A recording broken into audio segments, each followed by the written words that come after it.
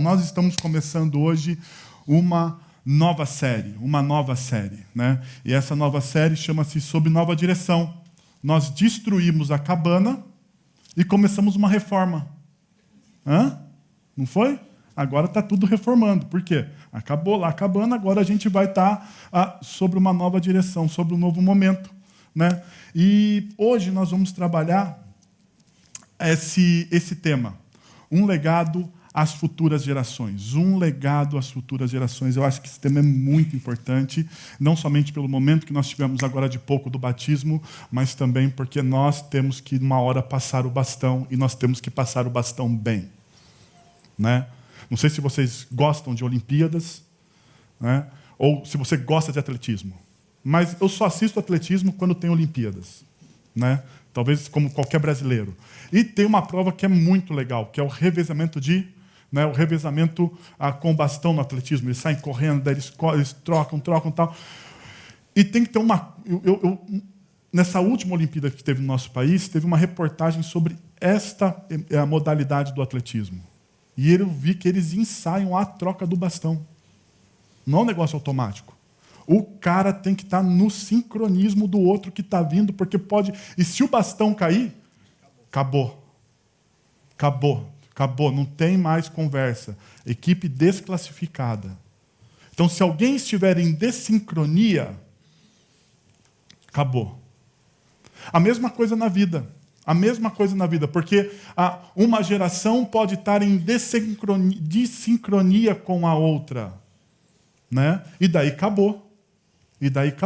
Tem uma pesquisa muito interessante entre empresas, que falam o seguinte, que empresas familiares, ela dura até a terceira geração. Sabia disso? 95% das empresas familiares fecham na terceira geração. Por quê? Porque a terceira geração geralmente esquece o sofrimento da primeira geração que fundou aquela empresa, o desenvolvimento da segunda, a terceira acha que está tudo bem. Se você ler o livro de Juízes, que está na palavra de Deus, na Bíblia, no Antigo Testamento, ele diz o seguinte, lá no começo do livro do Juízes, capítulo 2, ele fala exatamente isso. Ele fala assim, teve uma geração que andou com Deus e conquistou a terra. Teve uma segunda geração que desfrutou da terra conquistada. E teve uma terceira geração que esqueceu de Deus. A mesma coisa. Por quê? Desincronia. Não souberam passar o bastão. Então, se você hoje já está acima dos 30, você tem que começar a se preparar para passar o bastão. Você tem que começar a se preparar para passar o bastão. Porque para chegar nos 60 é um piscar de olhos. E para chegar nos 90, outro ainda. É ou não é? Então, eu pensei na seguinte pergunta. Qual o nosso legado? Qual o grande valor que vamos deixar às futuras gerações? Qual o nosso legado? Qual o grande valor que nós vamos deixar às futuras gerações? Só que eu achei essa pergunta errada. Por quê? Porque eu coloquei ali o plural. Nosso. Toda vez que a gente coloca esse nosso, nós nos escondemos da nossa responsabilidade. Já percebeu? Porque a gente faz o seguinte, a gente se esconde no meio da multidão, né? Quando tem responsabilidade, eu não sei se é uma coisa de brasileiro, de latino, mas eu percebo isso em mim, assim, quando tem uma responsabilidade, a gente fala assim, vamos fazer, né? Vamos fazer. Quando tem uma coisa que é não responsabilidade, mas é algo de prazer, de alegria, você fala, não, pode deixar que eu faço, porque é gostoso. Mas quando é responsabilidade, quando é o negócio, é nosso, né? É nosso.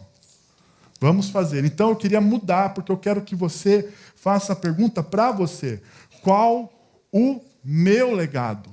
Qual o meu legado? Não se esconda atrás do nosso. Qual o meu legado? Qual o grande valor que eu vou deixar às futuras gerações?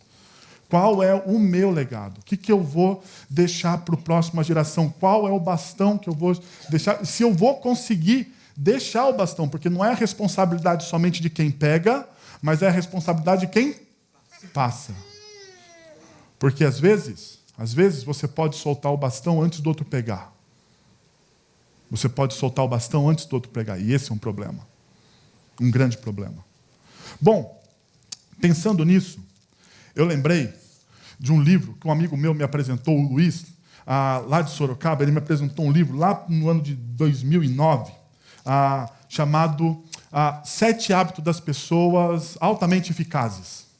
Os 7 Hábitos das Pessoas Altamente Eficazes. E no segundo capítulo, o autor, o Stephen Covey, ele faz o seguinte: comece com o fim em mente.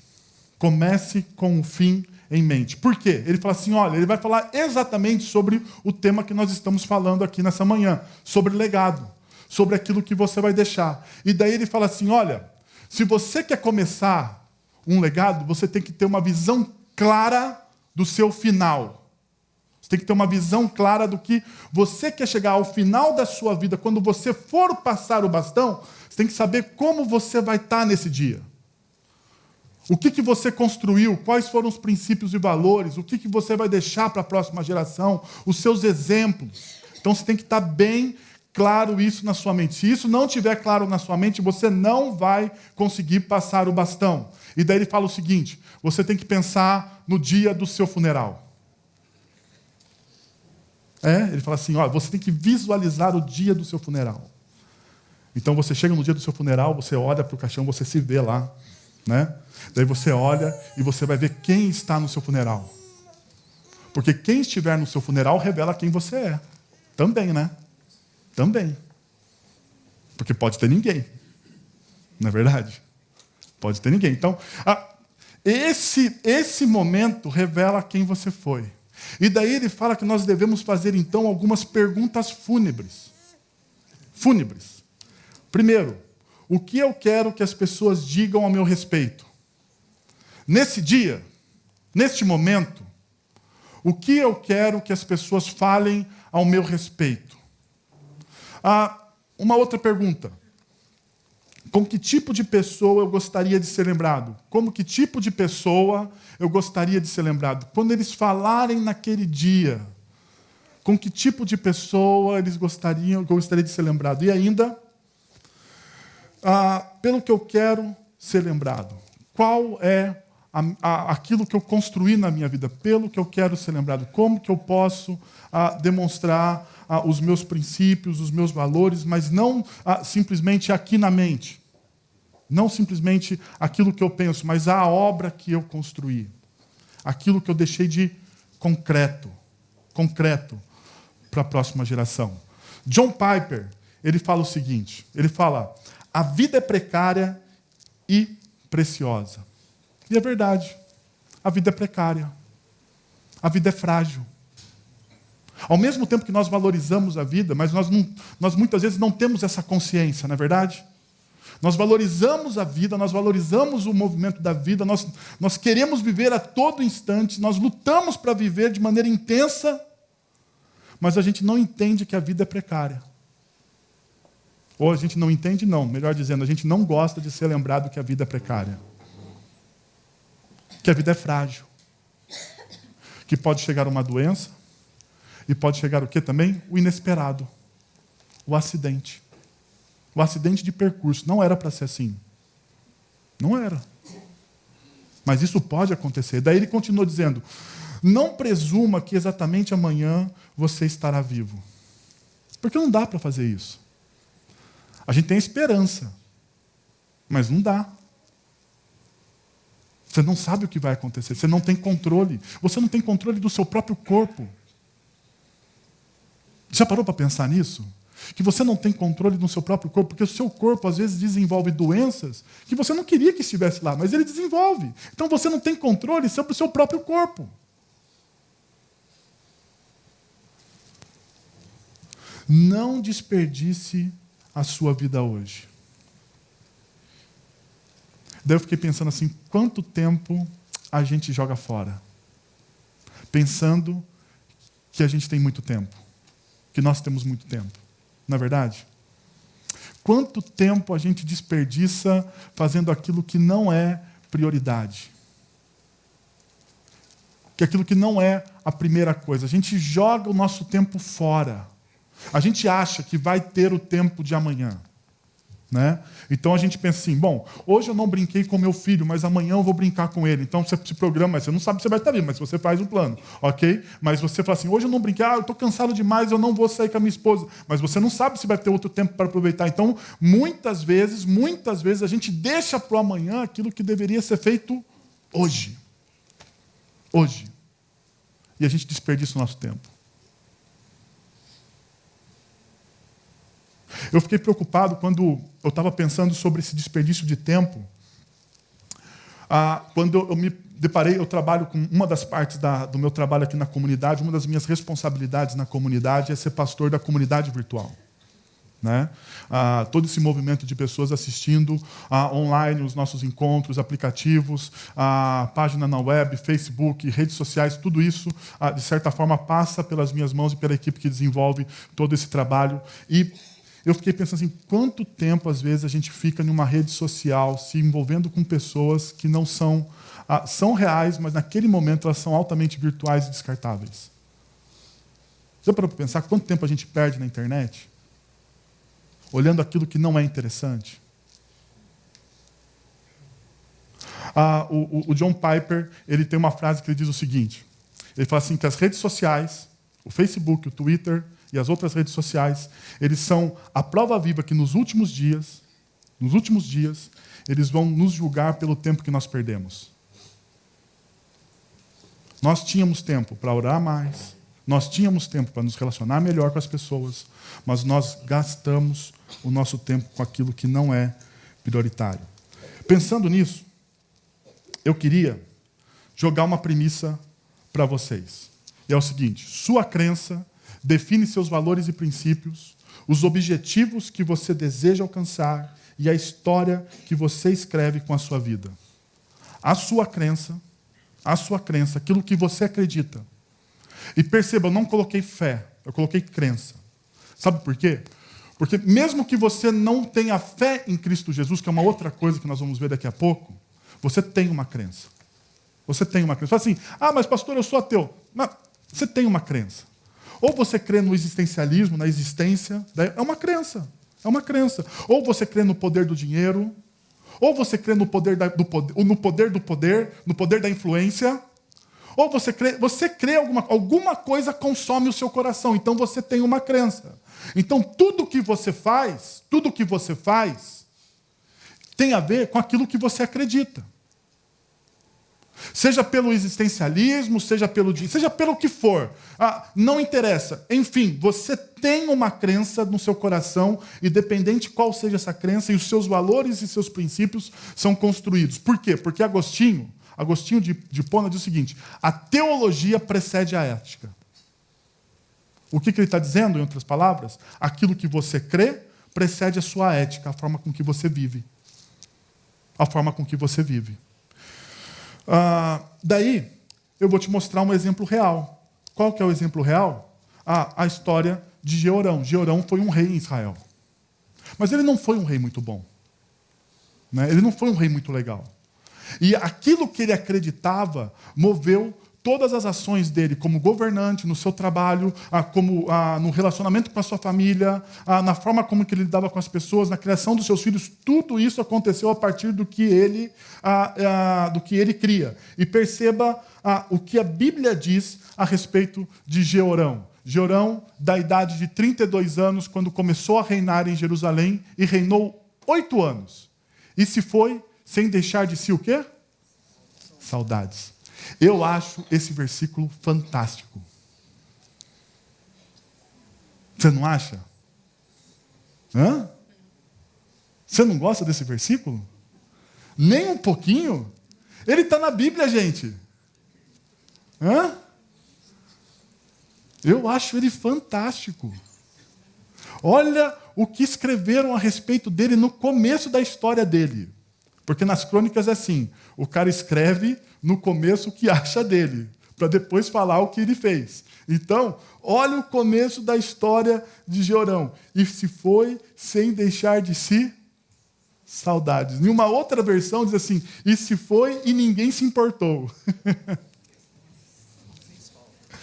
Não fez falta. Por quê? Porque o legado de Jeorão foi morte, foi destruição. Ele levou o povo à miséria. Ele levou o povo de Israel à miséria.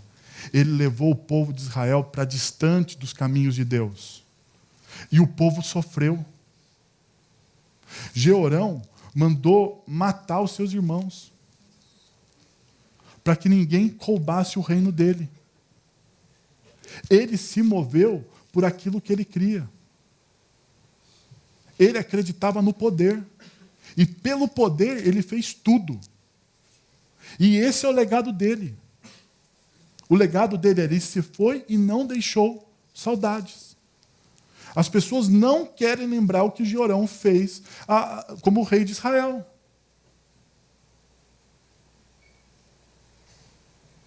Isso é muito sério. Sabe por quê? Porque você pode estar olhando para mim dizendo assim, pastor, mas eu não sou um rei. Eu não sou o rei. Ok, você é pai. Você tem influência sobre seus filhos. Você é marido, você tem influência sobre a sua esposa. Você é esposa, você tem influência sobre o seu marido.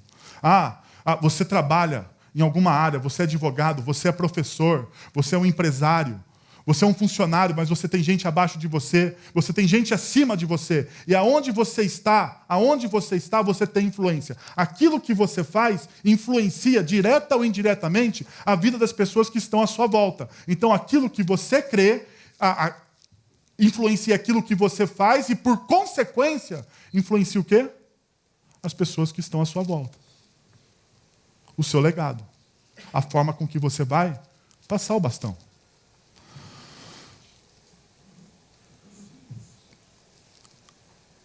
Ao lermos a história de Jeorão, vemos que a sua espiritualidade foi determinante para o desenvolvimento de sua vida.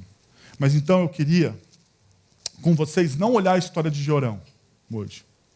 Não olhar a história de Jeorão. Eu queria olhar a história de outras duas pessoas, dois outros personagens da Bíblia e tirar alguns princípios para um legado, para a construção de um legado às futuras gerações. Deixa eu passar para vocês Atos capítulo 16, de 25 a 34, diz o seguinte. Por volta da meia-noite, Paulo e Silas estavam orando e cantando hinos a Deus. Os outros presos os ouviam e, de repente, houve um terremoto tão violento que os alicerces da prisão foram abalados. Imediatamente, todas as portas se abriram e as correntes de todos se soltaram.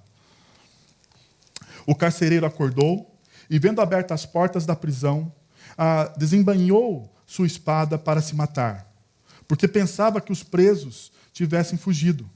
Mas Paulo gritou, não faça isso, estamos todos aqui. O carcereiro pediu luz, entrou correndo e trêmulo, prostrou-se diante de Paulo e Silas. Então, levou-os para fora e perguntou, senhores, o que devo fazer para ser salvo?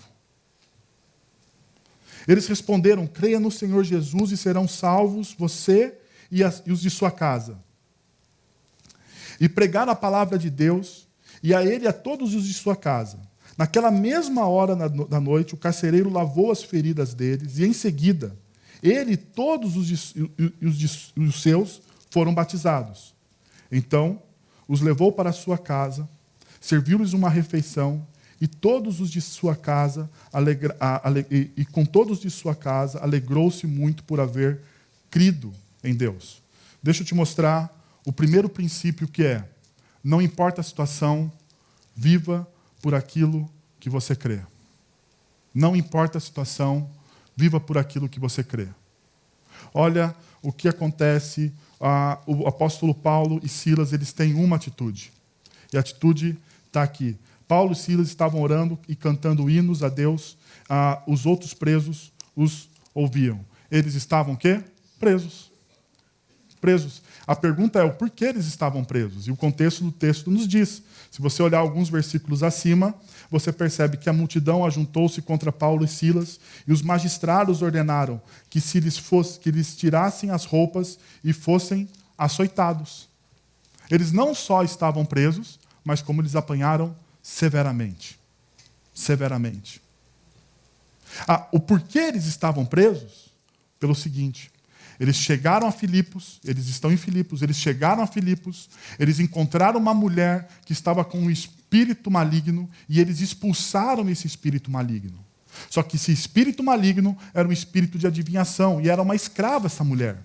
Então os seus senhores ganhavam dinheiro explorando a possessão dessa mulher.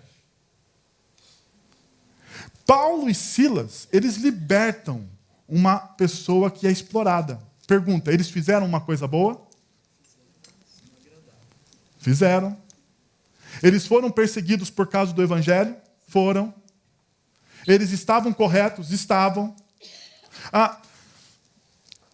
Mas a multidão se juntou contra eles. A multidão queria matá-los, mas os magistrados não permitiram. Falaram, não vão matá-los. Por quê? Porque eles eram cidadãos romanos. Ia dar grande prejuízo para Filipos. Não vamos fazer o seguinte, vamos prendê-los. Mas antes dá uma açoitada neles. Vocês querem ver sangue? Então batam. Foi isso que os magistrados fizeram. E deram 40 chicotadas neles. Segundo os comentaristas. E eles apanharam. Você faz algo justo e bom. Você faz algo justo e bom. As pessoas se levantam contra você. Você é injustiçado. Você apanha e depois vai preso. O que você faz?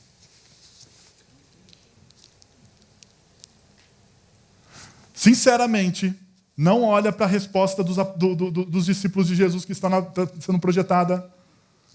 Sinceramente, o que você faz?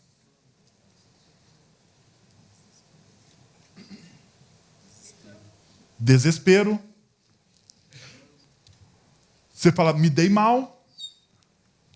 Você pensa, vou desistir. Esse negócio de evangelho é fria, é furada. Por quê? Porque ao fazer uma coisa que o evangelho me manda fazer, me exige que eu faça, peça, é uma missão, ele está cumprindo a missão, ele está sendo honesto, ele está sendo justo, ele está libertando uma pessoa possessa, ele está tirando uma pessoa da exploração. Ele é preso. Ele apanha. Se fosse comigo, que isso? A pergunta é, nós cremos? Nós vivemos por aquilo que nós cremos? Sabe por quê? Porque esses homens aqui, Paulo e Silas, eles estavam vivendo por aquilo que eles creem. As crenças, a fé dele, movia as ações, independente da situação, independente se eles fossem perseguidos ou não, independente se o que ele estava fazendo, as pessoas iam achar que era legal, que era certo, seria ser acolhido, ia receber tapinha nas costas, porque a gente quer fazer as coisas certas quando a gente recebe tapinha nas costas. Daí a gente fala, que legal, você fez o certo, mas quando você faz o certo e é perseguido? E aqui está o segredo. Enquanto eles estavam presos, eles não negociaram os valores deles. Eles não chegaram e disseram, ok, nós erramos, por favor, não batam na gente. Eles continuaram firmes, eles oraram e cantaram hinos a Deus. Daí você pode falar assim, mas eram hinos de lamento. Eu não sei. Eu julgo que eram hinos de louvor. Eu julgo que eram hinos de louvor. Eles estavam abastecendo o coração deles diante de uma situação difícil. Diante de uma situação difícil, o que eles fazem? Eles oram. Eles buscam compreender não a partir da visão deles, não a partir daquilo que eles estão vendo. Eles buscam compreender aquilo que Deus está fazendo na história deles. Então, para eles compreenderem o que Deus está fazendo na história deles, o que eles fazem? Eles oram. O que eles fazem? Eles cantam a Deus, eles louvam a Deus, eles buscam uma intimidade diante de uma situação difícil. Quanto mais difícil a situação, eles não reclamavam, eles não lamentavam, eles não desistiam, eles não abriam mão. Porque diante das situações difíceis, quando a corda aperta de fato, a gente pensa em separação, a gente pensa em abandonar o filho, a gente pensa em sair do emprego, a gente pensa um monte de coisa. E a gente sempre pensa o caminho mais fácil. É ou não é? A gente sempre pensa em se livrar do sofrimento, mas a gente não pensa em como passar por esse sofrimento a partir daquilo que Deus está fazendo na minha vida.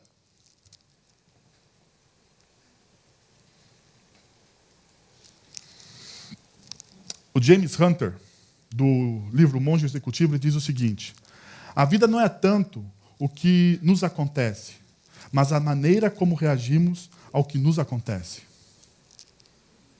A vida não tem a ver com aquilo que nos acontece, mas a vida tem muito a ver com aquilo como nós reagimos a isso.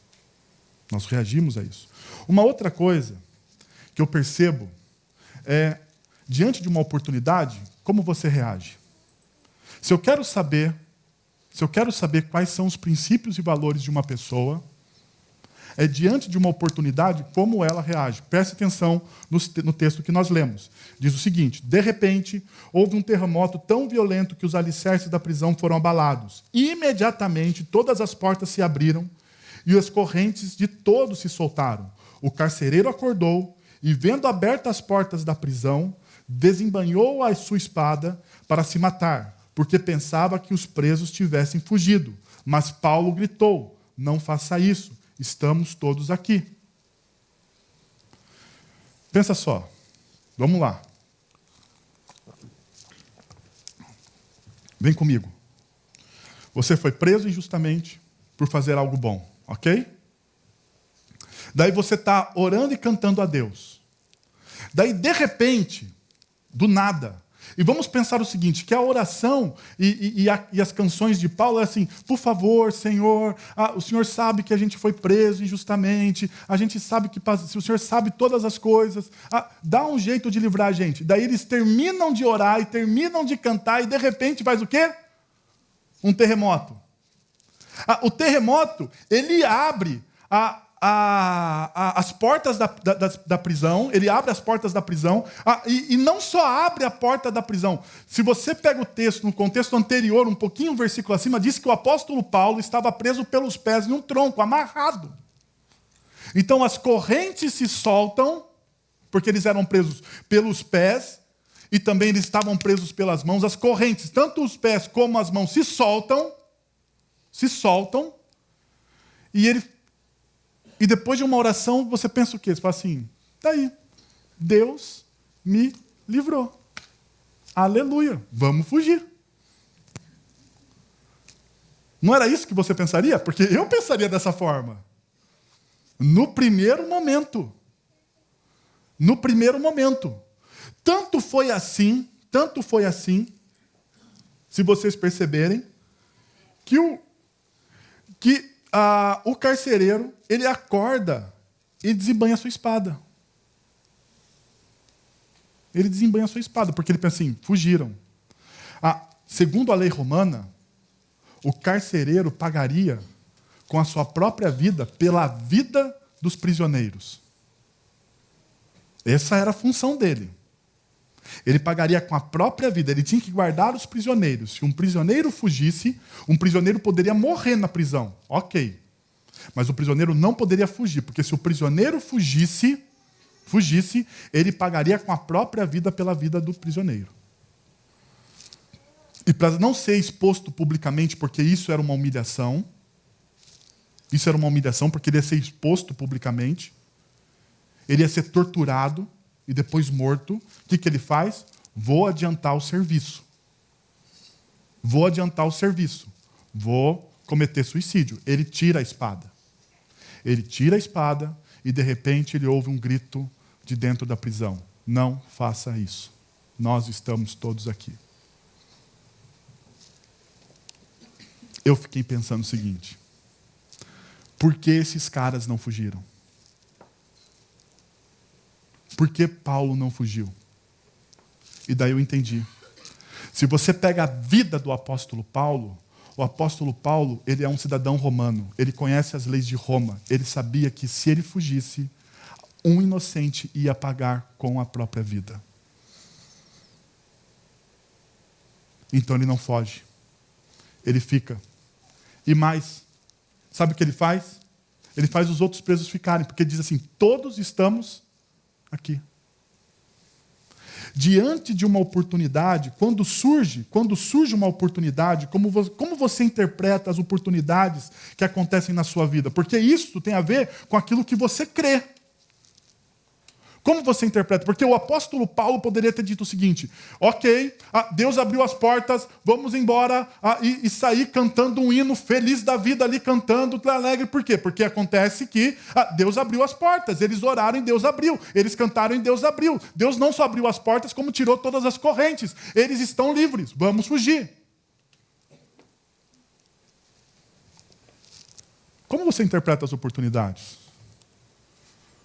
Qual a sua visão sobre elas? O apóstolo Paulo e Silas olharam para essa oportunidade e disseram assim, não, um inocente vai morrer. Se eu fugir, o carcereiro vai pagar com a própria vida. Quando surge uma oportunidade na sua vida, você pensa em quem está ao seu lado? Você pensa? Porque a oportunidade pode ser boa para você. Para você. Você acha assim, nossa, que oportunidade maravilhosa. Olha como que Deus abriu essa porta. Mas a pergunta é, a oportunidade que você recebeu é boa para a pessoa que está ao seu lado? É boa para a pessoa que está ao seu lado? Porque se a oportunidade foi sacrificar a pessoa que está ao seu lado, ela não é uma boa oportunidade. Ela não é uma boa oportunidade. Se a oportunidade que você recebeu vai exigir uma outra coisa, ou a mais da pessoa que está ao seu lado, ela não é uma boa oportunidade. E o apóstolo Paulo, então, ele seguia por isso. Ele seguia por aquilo que ele pensava nos outros. O eu não estava no centro. Ele não pensou nele. Ele pensou no inimigo dele. Como você interpreta as oportunidades? A forma com que você lida com elas revela aquilo que você crê. Revela quais são os seus princípios e quais são os seus valores. De fato revela. Ainda, um outro princípio que eu gostaria de colocar para vocês, não se limite ao ordinário, mas seja sensível ao extraordinário. E o texto nos mostra uma pergunta. Senhores, o que devo fazer para ser salvo? Porque aquele carcereiro ficou impactado. Vocês têm que lembrar, o carcereiro, o apóstolo Paulo e Silas estão cantando e orando a Deus. Diz o texto bíblico que todos estavam o quê? Ouvindo, os presos estavam ouvindo. Diz o texto bíblico que o carcereiro estava dormindo. Mas quem disse que o carcereiro não ouviu alguns dos cânticos e das orações que esses caras estavam fazendo a Deus? Daí eles vivem por uma ética. E essa ética cria um impacto na vida desse carcereiro. Esse carcereiro ele fica trêmulo, ele fica preocupado, ele tira os caras para fora da prisão e fala assim, o que eu faço para ser salvo? O que eu faço para ser salvo? Salvo aqui vem do grego sozo, que quer dizer seguro. O que eu faço para estar seguro? Eu gosto da interpretação do Eugene Peterson na mensagem que diz o seguinte, senhores, que devo fazer para ser salvo, para viver de verdade? Porque somente pessoas seguras vivem de verdade. Você já viu alguém que é inseguro fazer alguma coisa de relevante na vida? Hein? A insegurança e a incerteza nos travam, não é verdade? Quando você tem medo de algo, você não atravessa a linha. Você não vai além. Você não vai além porque você não se sente seguro. Seguro. A segurança que a salvação nos dá em Cristo Jesus, nos dá a nossa nova identidade. E através dessa nova identidade, a partir daquilo que Cristo Jesus fez na cruz por mim e por você, nos dá o quê? Uma vida de verdade. Uma vida verdadeira.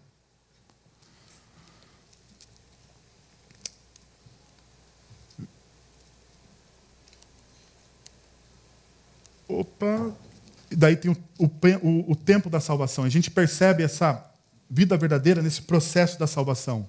Que eu fui salvo, uma nova vida, eu estou sendo salvo, tendo uma vida transformada, e eu serei salvo à esperança futura. Mas uma outra coisa muito interessante é uma resposta que eles dão. É na resposta que eles dão. Olha só o que diz. Creia no Senhor Jesus e serão salvos você e os de sua casa. Creia no Senhor Jesus e serão salvos você e o de sua casa.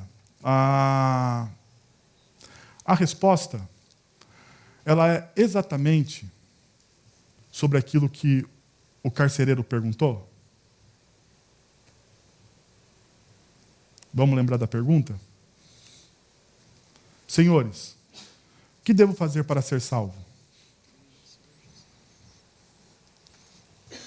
A resposta é exatamente o que ele perguntou? Ou vai além? Vai além. Por que vai além? Porque eles falam, olha, ele faz uma pergunta pensando nele mesmo, individualista. Ele fala assim, eu quero ser salvo, eu quero ser seguro, eu quero ter uma vida verdadeira, eu quero ter essa experiência que vocês têm, de apesar da situação estar difícil, vocês cantam, vocês oram, vocês têm ação de graça, parece que a vida de vocês é movida por uma outra coisa que não aquilo que eu estou vendo. Então eu quero ter essa experiência real com o Evangelho de Cristo Jesus. Ok. Mas a pergunta dele é movida como a nossa, talvez, individualista. O que eu faço para conquistar isso? Daí o apóstolo Paulo, sendo conhecedor da palavra de Deus, ele fala assim, olha, creia no Senhor Jesus. Creia no Senhor Jesus. E serão salvos você e os de sua casa. Creia no Senhor Jesus e serão salvos você e os de sua casa. E a gente percebe, então, que a resposta é comunitária, familiar. Olha, não é... o nível de influência da sua salvação não vai parar só em você. O nível de influência da sua salvação vai esticar até os da sua casa. Esse é o nível de influência da salvação. Por quê? Deixa eu mostrar para vocês. Porque Deus não faz aliança somente com um indivíduo. Deus faz aliança com a família. Deus não faz uma aliança simplesmente comigo. Deus faz uma aliança comigo, mas por fazer uma aliança comigo e por amar, Ele tem, em partes, uma aliança com a minha esposa, e Ele tem uma aliança com meu filho, porque Deus me ama, e Deus sabe que eu amo a minha esposa, e eu amo meu filho, então Ele tem uma aliança também juntamente com eles. Por isso que nós incluímos as crianças nos batismos infantil. Por quê? Porque esse é o nosso legado. É essa aliança que é esticada até eles.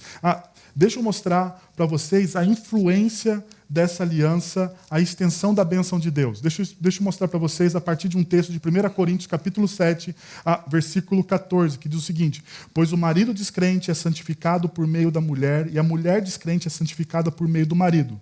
Se assim não fosse, seus filhos seriam impuros, mas agora são santos. Daí você olha e fala assim, bom, não entendi muito bem. Deixa eu mostrar para vocês uma outra versão que vai trazer uma maior luz sobre esse texto para a gente. O marido descrente participa, em certa medida, da santidade da esposa.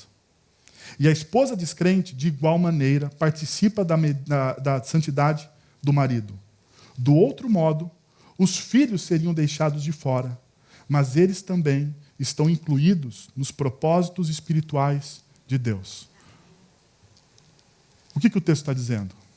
O texto está dizendo o seguinte: você é casado com alguém que não acredita em Cristo Jesus. Ok? E o texto está dizendo assim, em certa medida ela participa da sua santificação. Por quê? Em primeiro lugar, ela é impactada pelo seu testemunho. Se você vive o Evangelho de forma íntegra, essa pessoa que está ao seu lado é impactada pelo Evangelho de Cristo Jesus. Se você tem o seu coração transformado pelo Evangelho de Cristo Jesus, porque o Evangelho de Cristo Jesus transforma tudo e a todos. Então você tem que examinar o seu coração e perceber: opa, eu estou caminhando com esse Evangelho, aquilo que eu faço tem sintonia, está em sincronia com aquilo que eu creio?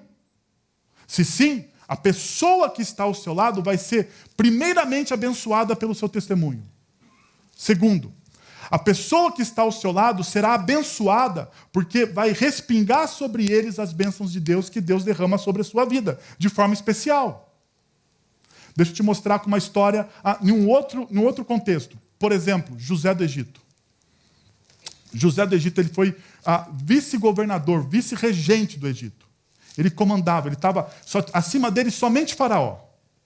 E José era um cara temente a Deus, ele amava, ele tinha paixão por Deus, ele seguia aquilo que Deus, ele tinha paixão por seguir aquilo que Deus falava para ele. Então, aquilo que ele cria no seu coração, externava não somente para ele, mas para todo o povo do Egito. Pergunta: o povo do Egito cria no Evangelho do Senhor Jesus? Ou melhor, o povo do Egito cria em Deus? Cria em Deus? Não. Mas eles eram abençoados pelas atitudes, pelos princípios, por aquilo que Deus fazia na vida de José? Sim. Perceberam? Quando você crê, aquilo que você crê, aquilo que Deus derrama sobre você, se estende às pessoas que estão à sua volta. Essa é a extensão da bênção de Deus. Mas aqui existe uma diferença. Isso aqui nós não estamos falando de salvação por cônjuge. Mas presta atenção o que diz a respeito dos filhos. Presta atenção o que diz a respeito dos filhos. De outro modo, os filhos seriam deixados de fora da aliança. Mas eles também estão incluídos aonde? Nos propósitos espirituais de Deus. Deixa eu voltar na versão anterior que diz assim: mas agora são o quê? Santos. E a palavra santos aqui é separados para Deus. Só o fato de você crer. Só o fato de você crer.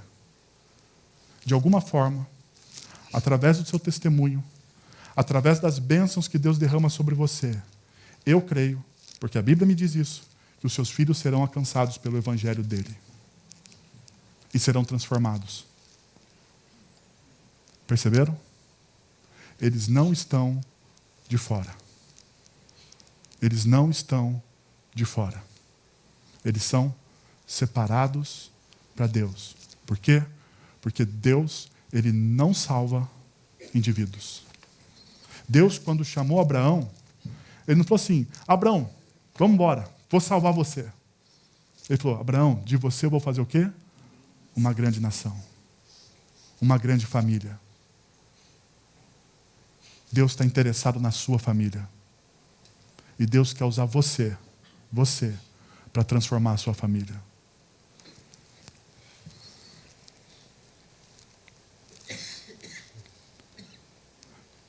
Existe a influência da transformação. Creia no Senhor Jesus e serão salvos você e os de sua casa. Daí você percebe: e pregar a palavra de Deus a ele e a todos os de sua casa. E a última consequência: ele e a todos os seus foram o quê? Batizados. Perceberam? Eles têm a informação, eles passam pelo ensino, a pregação, e todos são o quê? Batizados, incluídos. Último, celebre as feridas curadas e as vidas transformadas. Celebre as feridas curadas, as vidas transformadas, e eu vejo aqui o efeito do Evangelho. Perceba, o carcereiro lavou as feridas deles, então os levou para a sua casa, serviu-lhes uma refeição, e com todos os de sua casa alegrou-se muito por haver crido em Deus. Olha, lavou as feridas dele, os levou para a sua casa, serviu-lhes o quê? Uma refeição. O carcereiro era aquele que feria. Se você perceber no texto, se você pegar depois na sua casa e ler o texto, você percebe que o apóstolo Paulo e Silas, eles estão amarrados pelos pés. Eles não precisavam, eles já estavam numa prisão. Mas o carcereiro olhou para ele e falou assim, deixa eu dar um plus a mais no sofrimento deles. Vamos amarrá-los a um tronco, pelos pés também, para dificultar a forma deles andar. Eles não poderiam andar. E eles não amarravam juntinho assim, confortável. Separado. Aquele que feria, agora, o que ele faz? Ele cura. Lavou as feridas. O carcereiro pega e lava as feridas do apóstolo Paulo e de Silas. Aquele que feria, agora ele faz o quê? Ele acolhe.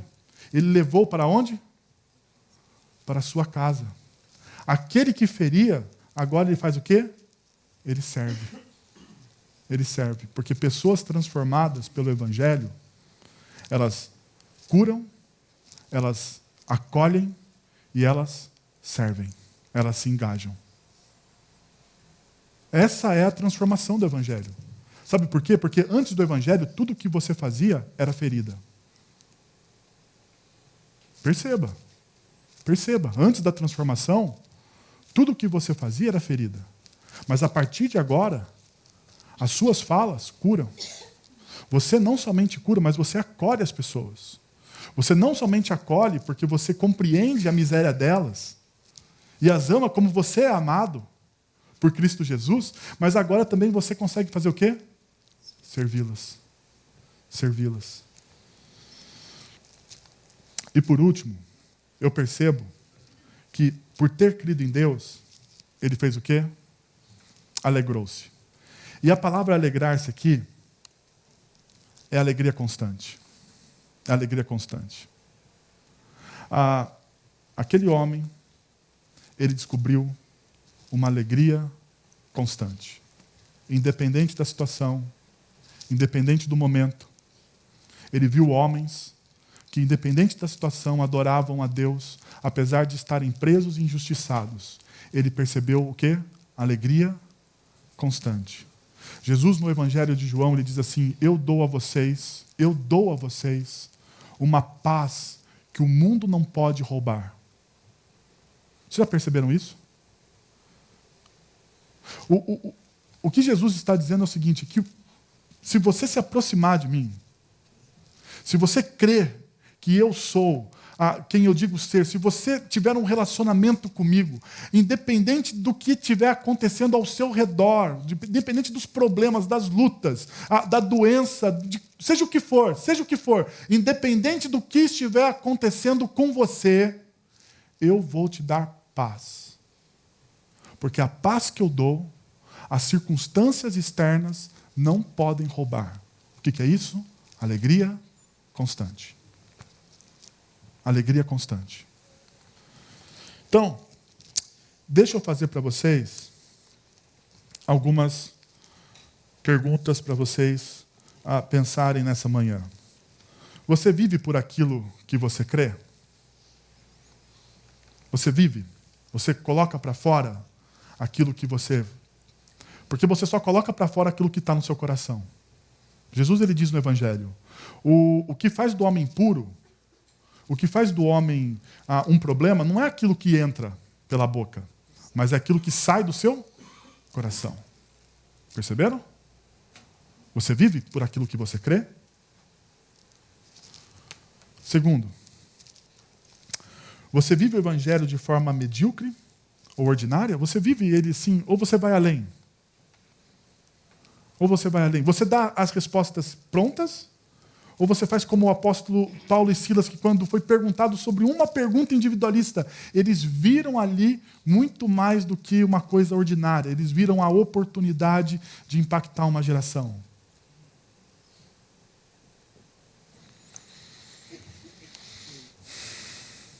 Você já experimentou a profunda alegria de crer em Cristo Jesus? Não é a alegria de um êxtase. Não é a alegria de um êxtase. É a alegria constante. É a alegria constante. É a alegria que o mundo não pode roubar. É essa paz misteriosa. É uma paz misteriosa que, apesar das circunstâncias, Apesar das circunstâncias, você ora e você canta. É isso que eu estou falando. Você já experimentou isso? Eu quero convidar você a fechar seus olhos, a abaixar sua cabeça, a se colocar diante de Deus, a pensar nessas perguntas. E ser sincero com Deus, porque se você quer construir um legado, lembre-se, comece pelo fim. Comece pelo fim. Comece pelo fim. Como você vai querer ser lembrado? Como você vai querer ser lembrado? Como você vai querer que seu filho lembre de você? As pessoas que você ama? Comece pelo fim.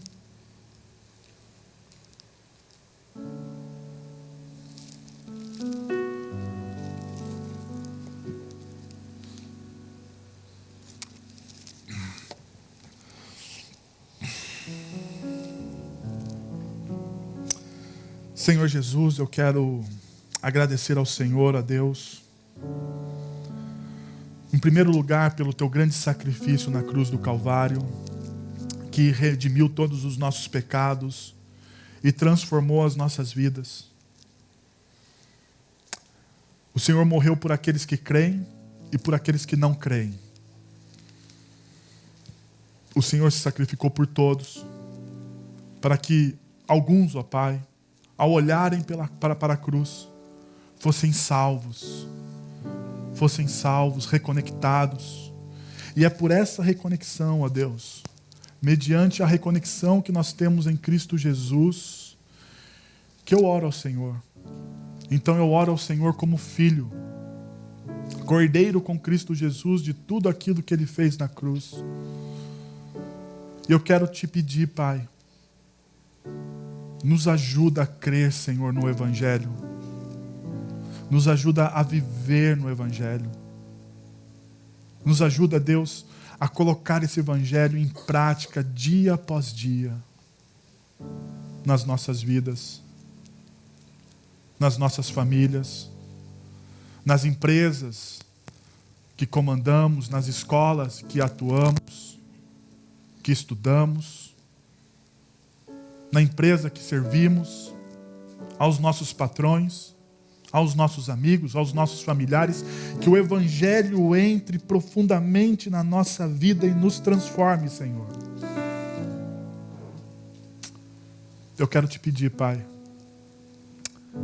se existem famílias desfiguradas aqui, que o teu Evangelho entre nessas famílias e transforme elas, ó Pai. Salve esses filhos. Salva esses maridos, ó Deus. Salva essas esposas. Derrama da tua graça e da tua misericórdia. Fortalece esse coração, ó Deus, que acha que está sozinho, Senhor. Em nome de Jesus. Fortalece esse coração, Pai. Que a paz que o mundo não pode roubar venha ao nosso coração, ó Deus, apesar da circunstância. Apesar das circunstâncias, e que nós cantemos e cremos, que nós oramos, ó Deus, para entender a tua vontade. Revela-nos, ó Pai. É o que nós te pedimos. Em nome de Jesus. Amém.